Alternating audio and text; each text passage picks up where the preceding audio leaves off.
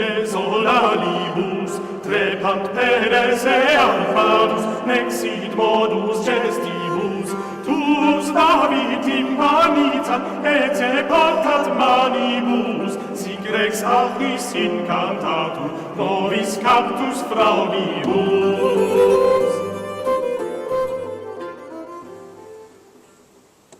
Throughout the whole of salvation history, throughout the whole of God's relationship with his people, there has been a constant sense of calling for a journey, a sense of vocation for pilgrimage. This is what the Lord, speaking through Joshua, reminds us of in today's first reading. He, the Lord, called Abraham into the land of Canaan. He led Esau to Seir and Jacob into refuge in Egypt. And in particular, he then led Moses and the Israelites out of Egypt. God's people is a journeying people, a pilgrim people, called to follow their God to holiness, wherever he may lead them. It's providential then that this reminder is given to us on the day when, nearly 50 young people, or in the case of some of us, nearly young, set out from here to World Youth Day in Madrid. We too are part of a people called in pilgrimage towards God. And our journey to Madrid should be for us a sign of our divine calling.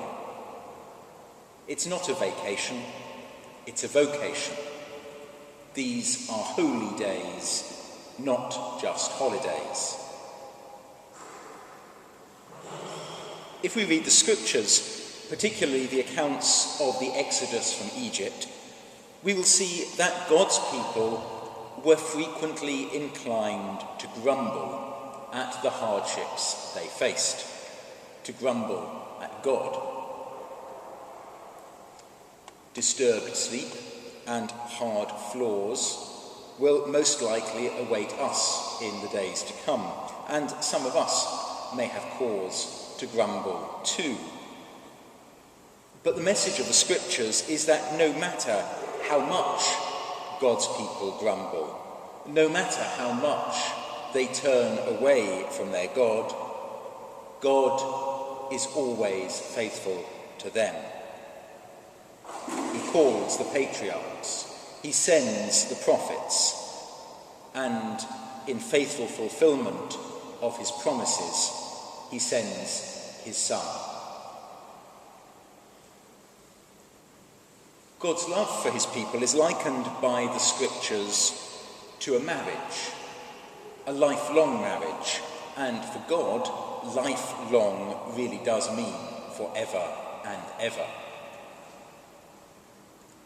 We go to experience in a deeper way God's faithful love, called together with representatives of his people from around the world, a visible sign of the communion of the church, Christ's bride. That vocation to holiness, that's common to each one of us and is signified by our pilgrimage, is a vocation that must be actualized in each one of us. Many of you here are discerning what you will do with your lives, how you will respond to God's call in your life. The gospel today, while touching on celibacy for the sake of the kingdom, which some of us pilgrims have chosen, focuses naturally on marriage.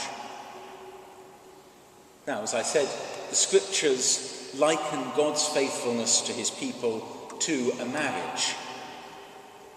But Christ, I think, turns things round rather, because no longer can we Christians say that God's relationship with his people is just like a marriage. Rather, we must say that Christian marriage is a sign, a sacrament of God's relationship with his people, of Christ's love for his church. So it's not just a simile when we liken marriage to that divine relationship. There is a real sacramental identification between God's faithfulness to his people on the one hand and faithfulness in Christian marriage on the other. And that's why Christ's teaching on divorce, difficult though it can be, we all know that either from our own experience or the experience of family or friends. But despite its difficulty, it must be as it is. It's not just that divorcing a spouse and taking another is an undesirable or bad thing. That's always been the case. But for Christians, the bond of marriage is inextricably linked to the bond between Christ and his church, the faithfulness of God to his people. Just as no power can destroy that divine faithfulness, so no power can dissolve the fullness of Christian marriage as long as husband and wife both live. It's a holy and awesome calling. So we pray today for those who are married, especially those finding marriage difficult. We pray for all those who are preparing for marriage, or contemplating it, or discerning where their call lies.